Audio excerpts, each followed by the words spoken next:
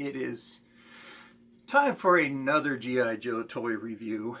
Today we're going to be looking at a vehicle from the start of the G.I. Joe toy line. Oh, it's one of my personal favorites. It was a vehicle that I never had as a kid because it was fairly expensive for its time, and I really wasn't collecting G.I. Joe at the time. But I do recall having a friend that had this, and we did play with it quite a bit. It is the 1982 Mobat, which is an acronym for Multi-Ordnance Battle Tank, but it is also referred to as the Super Battle Tank by some fans out there. It was originally $19.99, which was quite a bit of money for 1982 to be spending on a toy. And I could see why this was an expensive toy. It was mechanized, and that giving the technology for the day, mechanized toys were they generally ran you a little bit more money. It wasn't wind up, it was battery operated, and we'll get into that when I review it. So $19.99 was quite a bit of money, especially when minimum wage was around $2 or less. I tried to look that up, but I couldn't find much on it. Only minimum wage posters were popping up, and I couldn't zoom in on them enough to get the actual minimum wage for 82. So I'm just guessing, very strong guess on that. So this cost parents at least 5 hours worth of work to get these for their kids, and I'm sure it was a birthday present or Christmas. It just wasn't an everyday, hey, here you go kind of gift. Although I'm sure that has happened. But giving the way things are, I could understand it'd be more of a birthday or a Christmas present. Oh, this is a really cool toy. When it hit the shelves in '82, it was all the rage, all the talk amongst my friends. The commercial came out. Man, we gotta get this. You see, that thing is so cool. The show going over obstacles and stuff. And that is exactly how we played with it. We had it rolling over rocks and anything we could put in its path that would roll over. And we didn't dare run it through water, because it could have damaged it. So when it was released, it originally came with the straight arm version of Steeler, but when '83 retooled the G.I. Joe line and gave them the swivel arm battle grip, it was reissued with the swivel arm Steeler.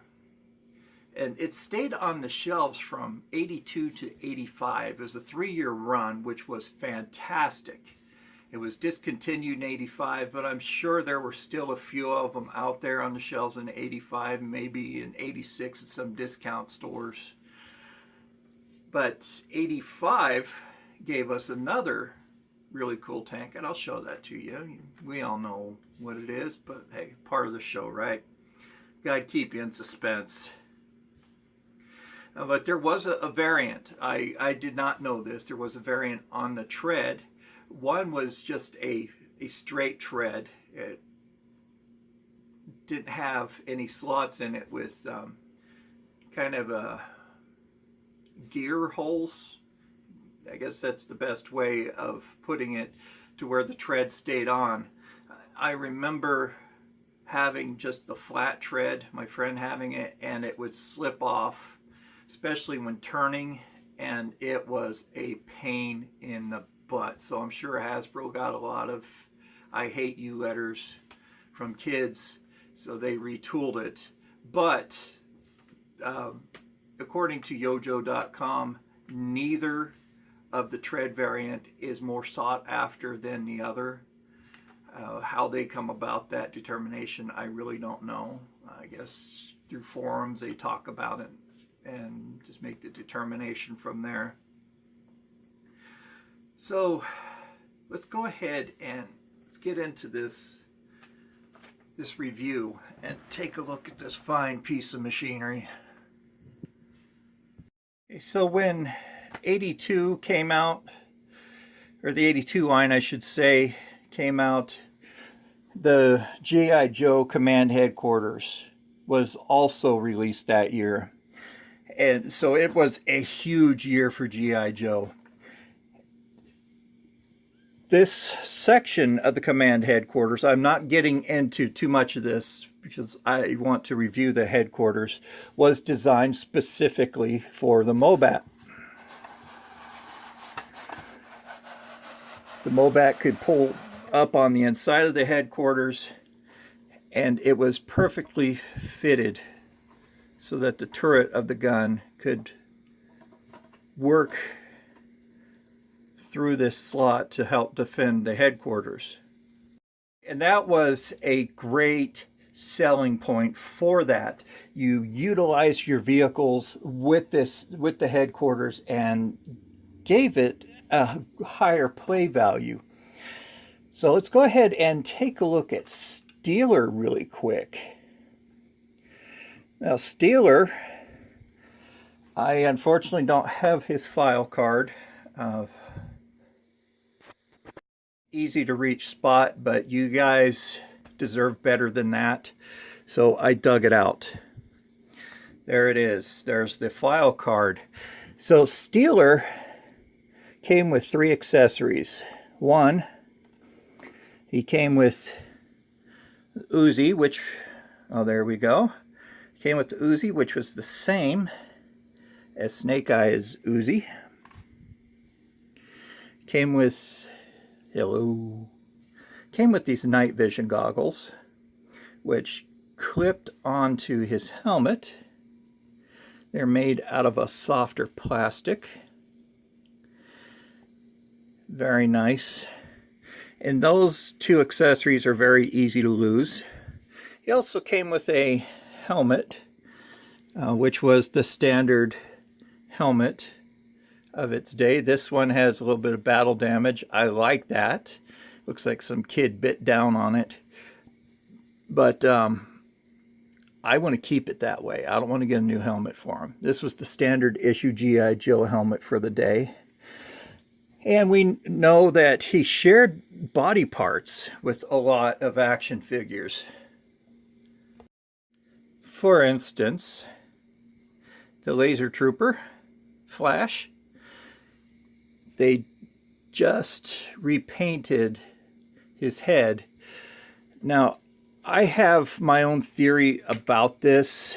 I don't know how many people share the same theory, but they shared body parts at the time because they weren't sure if the line was going to take off, and they didn't want to invest too much into it. Because keep in mind, Star Wars was still very hot at this time. Empire Strikes Back just recently came out, and the Star Wars line was on fire. So they were going up against Kenner and Star Wars. So I'm sure there was some hesitation there on their marketing team. And of course, the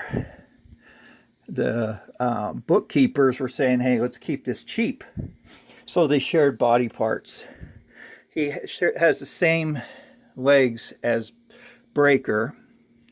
And just taking a closer look at him, he's a good looking figure. He has a pistol which is slung across the front with gold paint on it. His t-shirt is painted gold. He also has remnants of gold. It's not showing up, but along the top of his arm there. And we all know that the gold paint, and gold and silver paint at this time just really wore off. And it's his holster slung around the back. And here on the Tookus is 8283 Hasbro, made in Hong Kong. A nice little back pocket sculpted on there. They didn't have to do that, but they did. Now it was 8283 because of the change with the swivel arm battle grip. It was an 82 design with the 83 upgrade. That's why they put it in there. His hands are painted black to indicate black gloves. His pouches are painted black, and he has the standard black G.I. Joe boot and kind of this dull expression of boredom. Like, really, Joe Motion, let's just get on with this. So, putting his accessories on, fairly easy. His helmet snaps on. The visor clips on. And it's made out of soft plastic, so you don't really have to worry too much about the pegs breaking off on it. But it is kind of a bother putting it on with the helmet being dinged up like it is. But I looked for the visor and his Uzi online, and I could not find them. So that just tells you that there's none for sale right now. The time when I purchased Steeler 7 months ago, he didn't come with the Uzi, but I paid $8.95 for the Uzi. So 7 months into the future, you could only venture a guess of how much his Uzi is going to cost. So let's go ahead and take a look at his file card, which is why I never made it as a surgeon. I dropped stuff. Came clipped off the box. It reads Tank Commander, codename Steeler. File name Pulaski Ralph W, serial number RA0353666098. And this looks like it has a little bit of the original tape from the box on it, which is kind of cool. His primary military specialty is armor, which he is an armor driver. Our secondary artillery transportation. So, you know, he could, this has the tow hook. So he could tow around the MMS if he needed to. His birthplace, Pittsburgh, PA, where my mother was born. Go Steelers. Sorry they didn't make it to the Super Bowl. Grade is 01. He's a lieutenant, which is kind of cool. We have an officer right there.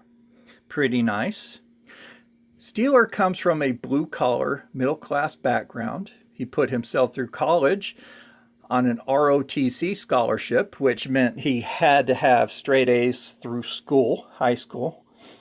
And he had to have known a senator. So he had to been referred on a recommendation from a senator, and worked as a heavy equipment operator, familiar and proficient with all NATO and Warsaw Pact AFVs, graduated armor school, top of the class, special training, Cadre XAFV, I do not know what that is, project, artillery school, AFV desert exercise, covert ops school, qualified expert M16, M19 11A1, which he has slung across his chest, and the MAC-10 Uzi, which he came with. A quote at the bottom: young, reckless, often clashes with authority, superior officers, but he is one tough soldier. Now, if he is reckless and clashes with authority, I just wonder how well he fared in West Point. He obviously graduated because he's an officer. So, how did he fare in West Point? That always played on my mind after I got this, got his file card. So I thought I'd just share that with you guys. The Mobat wasn't the only mechanized tank for the vintage line. So when this was discontinued in '85, they brought us the Mauler, which came with the driver. Heavy Metal was his name. There are so many upgrades to this, I don't want to get into it.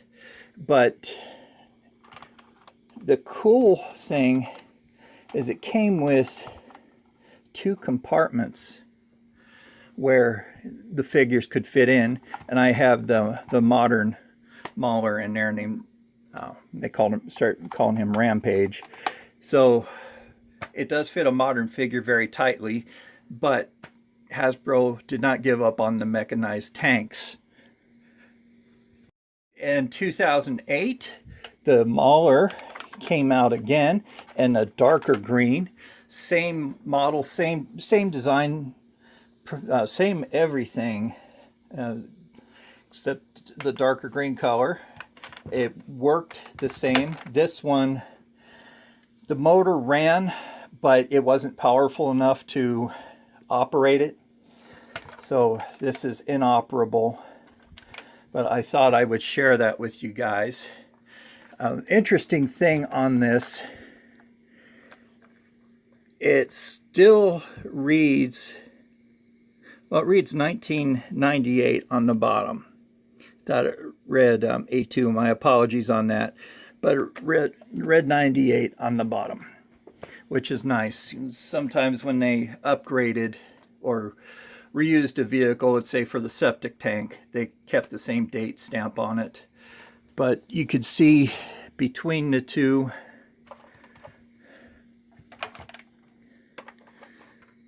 outside of the dust on this one is a lighter green.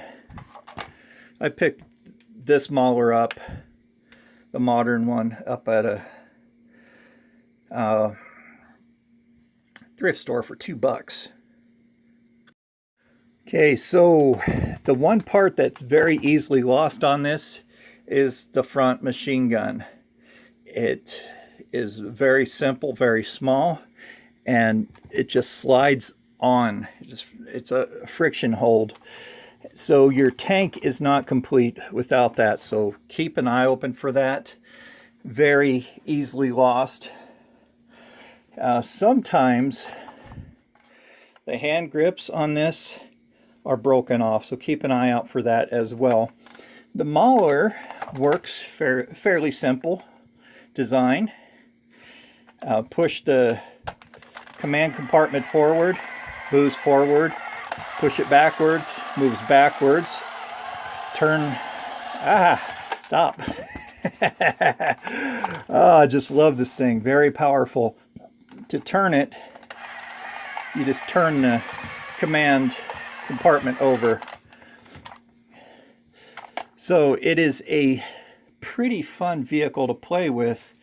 The one problem I have is putting Steeler up at the top there. Now we could see why. He's exposed to enemy fire, but that reminds me of General Patton going through liberated France, standing at the top of his Sherman tank in all the glory. But the Mauler, or the Mobat, has a lot of features on it. It has night vision sighting on it. The cannon elevates up and down. The turret does go around 360, which is really nice. Has a lot of designs on there. It's molded on tools. Has another tool kit right here. Has the G.I. Joe tow hook on the back. It has the insignia for mobile infantry on it. On this side here, it has the tank serial number and the number of the tank. and some additional stickers. Now here, if you recognize that, that is the tow cable, which was later used with the Mauler, and I'm sorry, I can't remember the other vehicle, but these are very infamous for braking, especially at the stress points here and in the middle, usually right about there. Of course, on the back we have a lot of cooling systems and a turbine engine, but I'll show you the treads on this. These were sonic welded together, but you could see the gear holes on the back and the front of the tank, which helped keep the tread in place. The original treads were completely flat, didn't have those gear holes, had the traction on it though, and when it would make its turn, come on, turn for me, during that position when the one side would lock up, that would be the side that would slide off. And it just made it a complete pain in the butt to play with, and also kind of a letdown. You know, when I saw that and when we were playing with it, I remember thinking, this thing sucks. You know, what good is it if the treads keep on falling off? So we didn't have it turn so much. Alrighty, so I hope you enjoyed that. There's a lot of detail on the Mauler, or not the Mauler, but the Mobat. It's a lot of fun, despite its limited play factor, you know, that giving the original tread slipping off, and putting the driver in a compromised position to where he got shot, you know, in battle, which often happened. But we pretended that there were drivers on the inside, and they were still able to operate the tank in Battle Cobra. So to cover a little bit more on that tread, yeah, it was a pain in the butt. Like I said, when it turned, the tread would it would slip off. It kind of hung down a little bit further than it would have with the upgrade. I think that was the first release in '82, and then when they did the swivel arm battle grip, they upgraded the tank itself and put the gears on there that held the treads. But yeah, that was a big problem for us, and I was disappointed when I played with it. I was so excited to see it, to play with it, and then the tread fell off, and I was terrified. I thought I broke the thing, and my friend's like, "No, you didn't break." He said, it just falls off. So that was a relief, but he did just say, well, let's not turn it. We got tired of fixing the bloody thing. So let's go ahead and get into my favorite segment,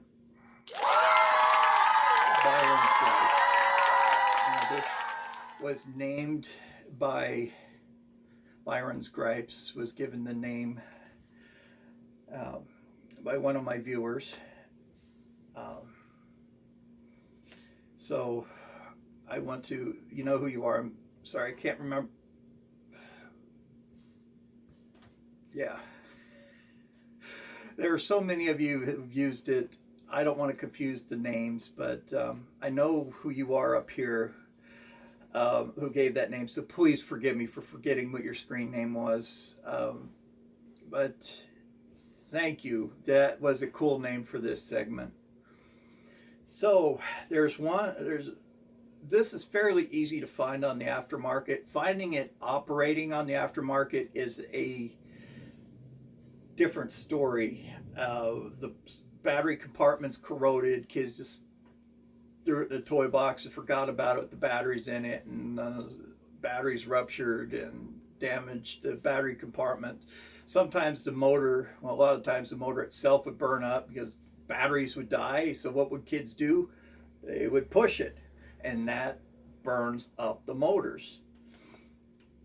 So finding one working is a little bit harder. You're going to pay just a little bit more money on that, but not too much. So there are a couple of them out there that are, more than a couple, that are complete. They came with the machine gun and blueprints. $36 to $49, not too bad. You can find them cheaper without the blueprints, and I'll get into that. Complete with the driver, complete with steeler, and a complete steeler, no file card, $39 to $56. That's the deal of the day. $39 is the deal of the day on that. I would spring on that because it does come with the driver. And when I tell you the prices on Steeler, it'll make the $36 pale in comparison. So that's why the $39 is the deal of the day. Steeler, complete with the file card, helmet, night vision, Uzi, $44.50 to $55. My gosh. Squeeze your nose and blow out the cobwebs. Really. $55. And that falls under the problem that I have, that with people charging a lot more for a vehicle driver, especially something like Steeler, one of the first vehicle drivers. And there are fewer Steelers out there available than there are Clutch, which came out the same year. Why? I'm thinking because the tank was so expensive. And just another theory of mine, that when people are selling the vehicle, they keep the driver themselves. I remember playing more with the action figures as kids than the vehicles themselves.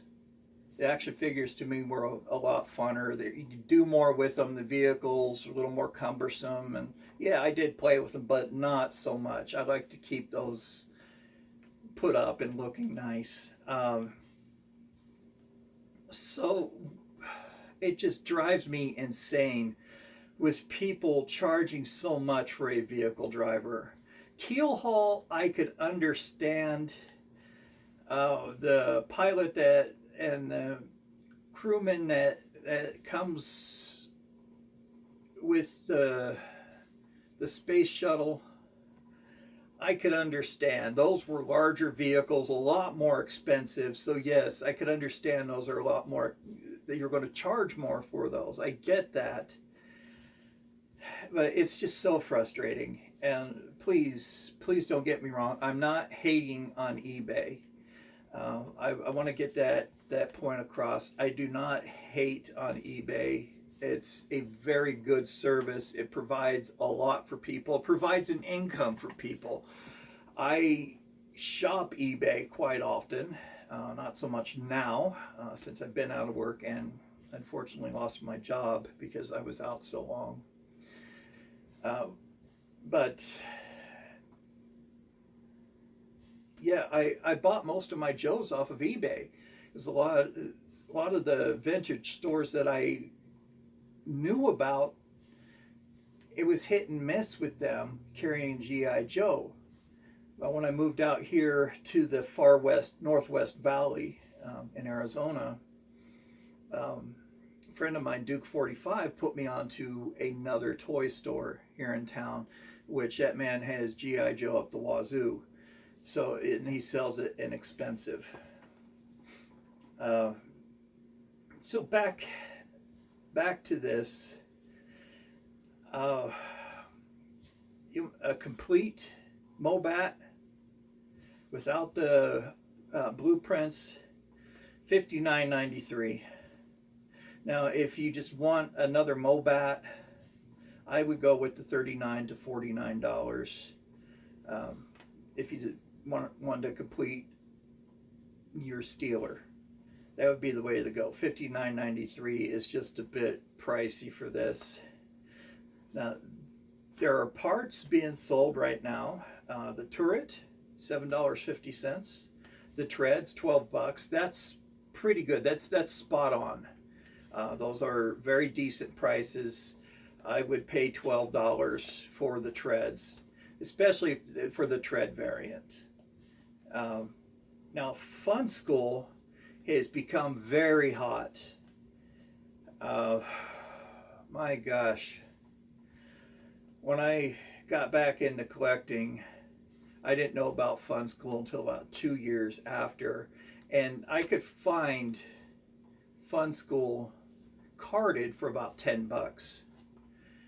Now it's just getting nuts with the Fun School prices, because people are realizing, hey, I could get the relatively the same figure cheaper, so that puts up the price.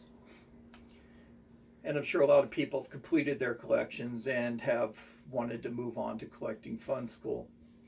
But you want a boxed Mobat. Now, I'm not up on Fun School prices. I'm not really a Fun School collector.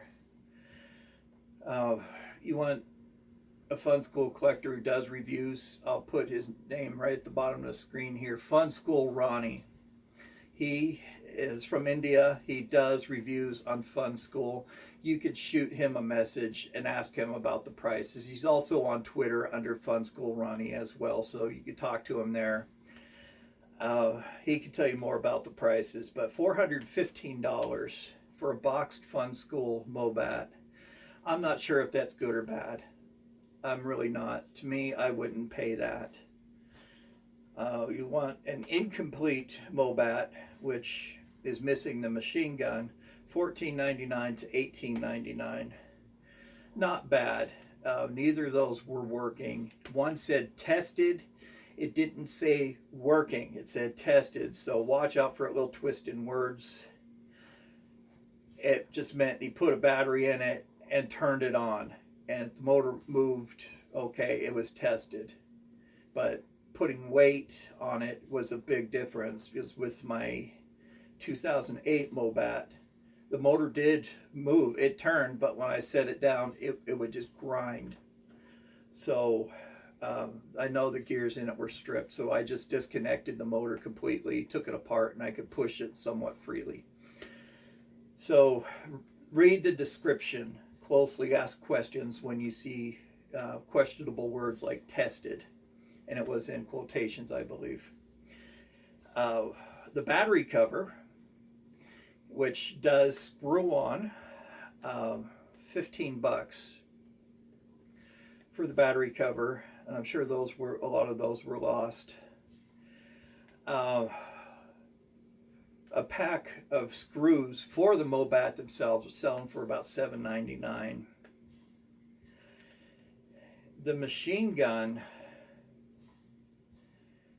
was selling from $19 to $29.99. And I would wait or negotiate on those prices. Wait for the prices to come down, because I have noticed over the past few months that the prices are dropping a little bit. Because I am on eBay almost every night checking the prices, so I could really give you guys an honest estimate for this segment of the show and give you my opinion honestly. So the prices are coming down a bit, and I just hope that word's getting out there that people such as myself are upset about the high prices. And it does make it harder for the 9-to-5er family man that wants to buy these and doesn't quite have an expendable income, but wants to buy these toys and share them with their children. I shouldn't say his children, because there are female collectors out there. Share them with their children and share the joy of these toys. And I think my nephew gave an honest opinion that they're boring, that they do nothing. It's just the modern age millennial children. They have things, you just push buttons, it does something. It's a video game, it's interactive. And there are a lot of benefits that do come from that. It sharpens their hand-eye coordination and frontal lobe thinking. It helps develop that critical thinking skills. So I can't say too much bad about video games, even though I'm not a gamer. But when he said you can't do anything with it, it really struck a chord with me. They're boring. No, these weren't boring. Yes, we had video games when we were kids, man. Video games, we are the grandfathers, the godfathers of video games, our generation, right? Am I right? Yes, we had Atari. We had the Commodore 64. We had arcades. The freaking arcade games that you would find in grocery stores, that you would find in convenience stores. I remember standing in line to play the one and only arcade game in one of the convenience stores. Stand in line for what seemed to be hours to play. And my favorite arcade was Tron, still is. I'll go to GameWorks, and on the upstairs floor they have the vintage video games for us old farts, and they put it upstairs next to an elevator. Thanks a lot. And the games are still 25 cents. So I go up there and I play the heck out of Tron. And Star Wars was my second favorite video game. But yeah, we had video games, but we still had action figures. We used our imaginations. They did things. They moved. So yeah, they didn't do anything. Yeah, they're stagnant. Stagnant meaning they don't move. You have to move them. You have to use what's called your imagination, kids. And I know there are some younger kids out there who do watch this. And yeah, use your imagination, guys. Get away from those video games for a little bit. Use your imagination and play with your G.I. Joes. Actually play with them. Set up battle scenarios. And if you have one bat, with us, we only had one bat. He was freaking indestructible. Okay, we had to use our imaginations. Crud, I even went outside and played with rocks and sticks. Seriously. I had two special sticks I liked. One was curved. I used it as a golf club. You know, I just did what we had to do back then. So I'll get off that tirade. So, guys, thank you very much for watching, for subscribing. I do really appreciate it. I'm sorry that this went a little bit longer than I had anticipated, but I wanted to cover that part about imagination. It's very important that our children use them and that we still use it, because it does come in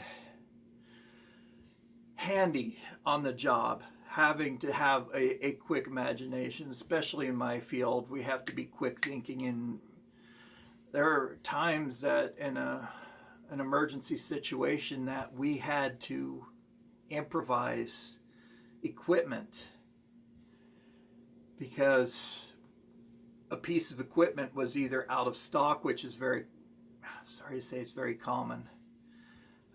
Like these cannulas, they're out of stock often because they get used a lot. Or they're not stocked on the floor in the storage unit because of one reason or another. You know, like the person taking the last one. It's like taking the last soda and not putting another 12-pack back in the fridge. Stuff like that. It's just laziness, honestly. And I hate saying that about my peers, but we're humans. So there are times that we had to improvise, and use what was around us in an emergency situation to save a person's life, and then later get the right equipment. And thank goodness it works. And God bless tape.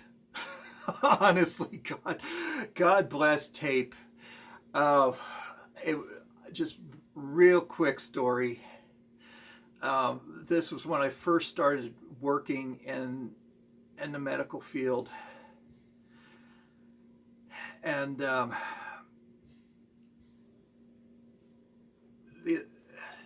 this oxygen tubing, I had to extend it on a patient, and in between the extension, we have these things called tubing extenders. They just plug right into the ends here, and they're hollow, so air passes through them. I didn't have one of these, and we needed to transport the patient, and I had to follow behind with an oxygen cart because his bed had all kinds of equipment on it. It had a ventilator, it had the heart monitor, defibrillator on it, and we just didn't have room on the bed for the oxygen tank. And there's a slot under beds for oxygen tanks, but scenario just didn't have it. Okay, so normally what I would have done was just clipped the end off of this, because I didn't have the connector, and stick it into there, and it works most of the time. But this one kept on falling out, so I always carry a roll of tape on me. I have an apron where I carry my medications and other equipment in, and I have a roll of tape on it, and I just lashed it together, and it held together long enough for us to get the patient downstairs to the ICU. So things like that, quick imagination, and I attribute that to playing as a kid and having to use my imagination to improvise for things that I just didn't have. Plain and simple. So kids, I know some of you watching my channel who are in your preteen and teen years. Don't discount your imagination, guys. Honestly, get away from your video games for a little bit. Go outside. I mean, this little radio, little AM radio, I'm going to do a review on this. But for me, this was a great toy. It was camouflage for one. For another, it was my walkie-talkie. Okay, I would pretend to talk to the Joe Bass on this thing when I had it as a child. So your imagination, use it, kids. Thanks. Also, I have a GoFundMe page set up. I don't expect anybody to donate. Honestly, it's not required. I don't expect it at all. I would really like to get out to Georgia. I have some money that I had saved when I was working, and I'm still pretty short. I'm trying to get $600 more, and that will cover my airfare, hotel, and food. I always wanted to go to JoeCon, and things always came up to where I couldn't go, and I would just like to get out to Joe Fest at least once, just to say I've been there. Sergeant Slaughter's going to be there. I love that guy since I was a kid. He and I chat on Twitter. He does talk to his fans, which is really cool. He's on Twitter and he'll talk to you. I love that. Love that about him. One of the many good things about him. And he's just an all-around nice guy. And I'd just like to get out and meet him.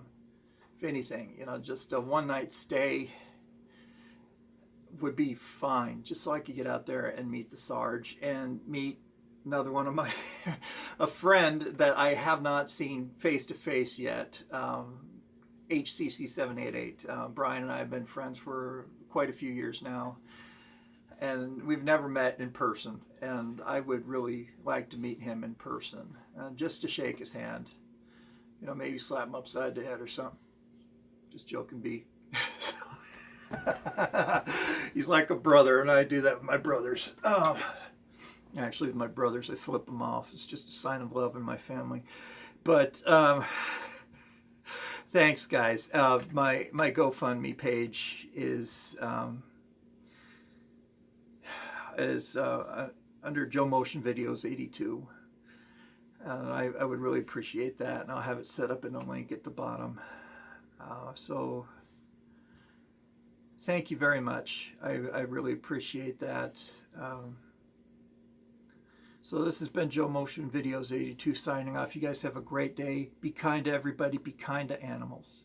Talk to you later. Bye-bye.